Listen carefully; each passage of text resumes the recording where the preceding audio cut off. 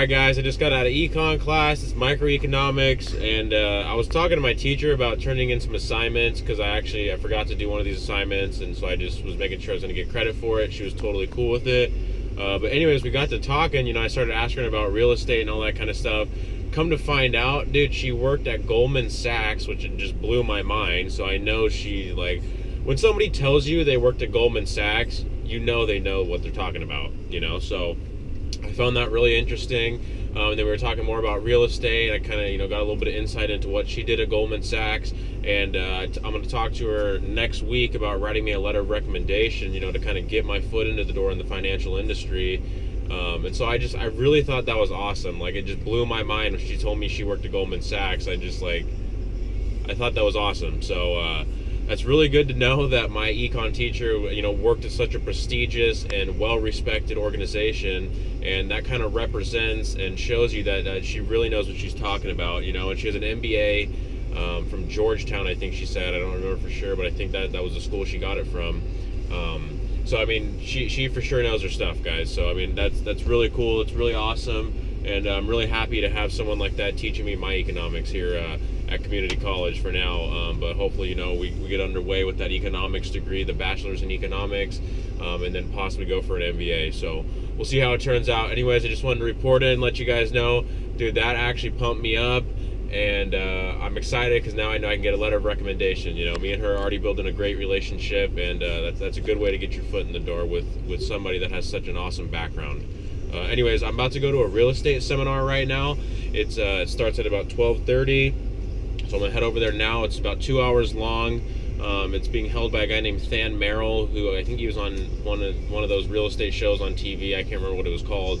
But anyways, it's all about real estate investing and finding your first deal and kind of figuring out ways, maybe if you don't have credit or, if you're kind of new to the game, kind of figuring out ways that you can get your head in the game, get your foot in the door, and figure out what you want to do for your first deal and kind of how these things operate and how it works. So I'm going to do my best to get some camera footage if I can. However, last time I went to a seminar here at this location, it was for something else, but they did not allow me to take my camera in there. So I'm going to do the best that I can, but I can't make any promises. Anyways, I'll report back in if I can't take the camera in. If not, I'll get what footage I can, and let's do this, baby. All right, guys, we are here. So good. Anyways, here we just showed up here, about to walk in there, so we're about to find out if I can use the camera. Really hoping that I can. If not, though, I'm gonna give you guys an awesome update after, so stay tuned. All right, guys, we finished up the seminar. It was awesome. Went a little bit over the 2 hour mark, and then I came out to my car and ate my lunch real quick.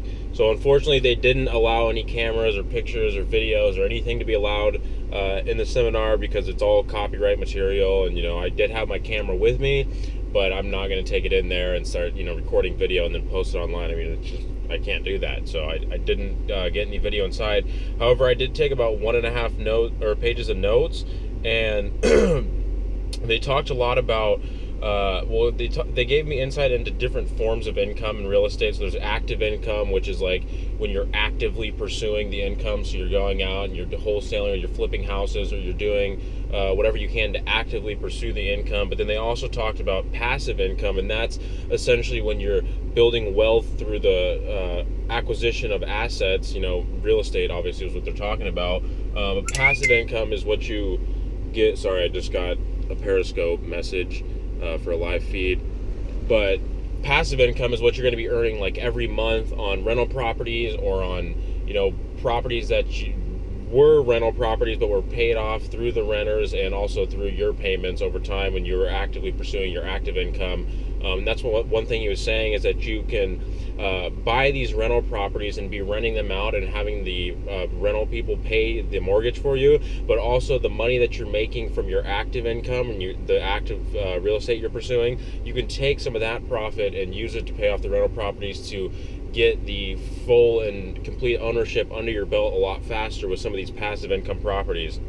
And then they also talked about, like private money lenders, which is a way for you to get money for buying properties if you don't have good credit, or you don't have the money right now, or it's going to be too much of a hassle to go through the bank. So, I mean, these are just a few things that they touched on, and it really kind of gave me some more insight. And I really thought it was cool how they kind of, like, it finally clicked with me with how building wealth through the acquisition of assets can really be a good idea for long-term and generational wealth. You can make a lot of money in the stock market, you can make a lot of money in different financial markets, and I'm all about doing the financial markets. I'm not heavy into the markets or anything like that, but I'm doing a lot of research and trying to learn how they work and how to trade options. Or I was talking to like I said earlier, I was talking to my econ teacher, and she said that she's really into trading futures, commodities and stuff like that. So I'm going to talk more about that with her. But those are kind of like more active ways to pursue income.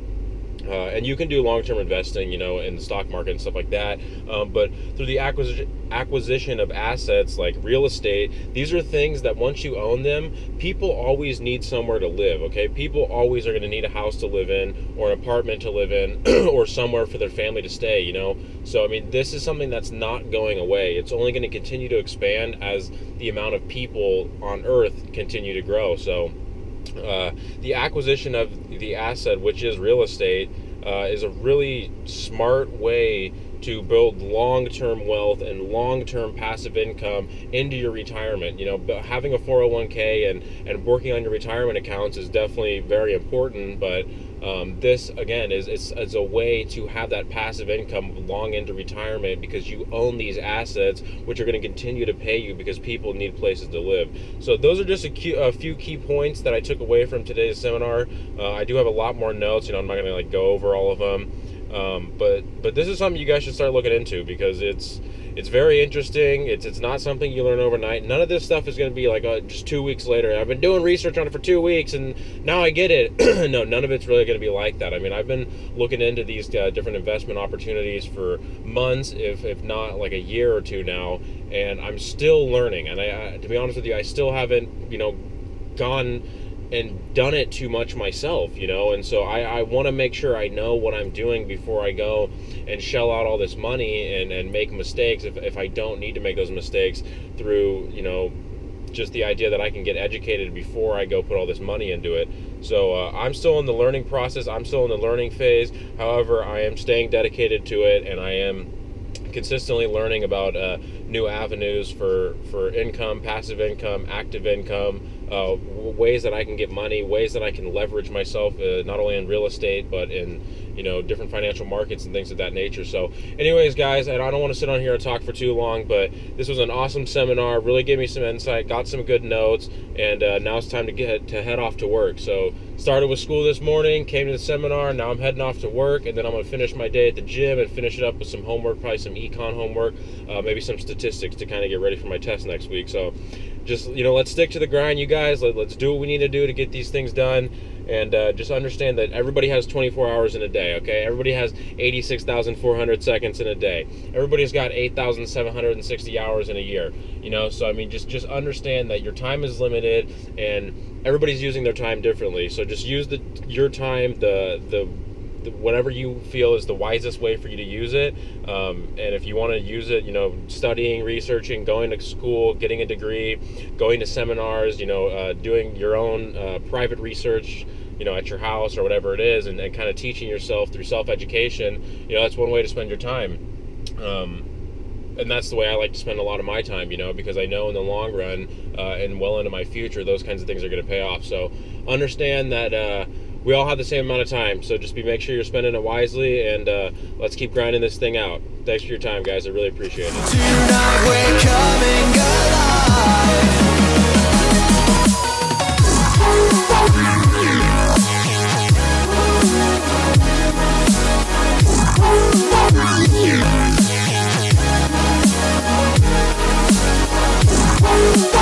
And our hands will touch the sky.